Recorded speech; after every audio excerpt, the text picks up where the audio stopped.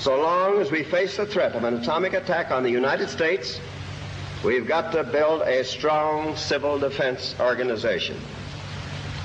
But even with such an organization, our losses in an atomic war, if we should have one, and God forbid, those losses would be terrible. Whole cities would be casualties.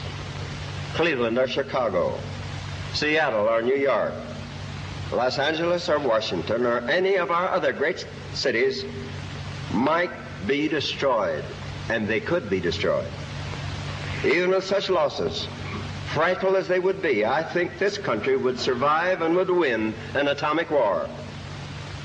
But even if we win, an atomic war would be a disaster.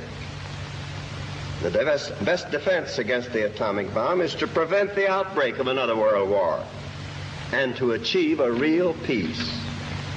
The Kremlin is trying and has been trying for a long time to drive a wedge between us and the other free nations. It wants to see us isolated. It wants to see us distrusted. It wants to see us feared and hated by our allies. We do not intend to fall into that trap.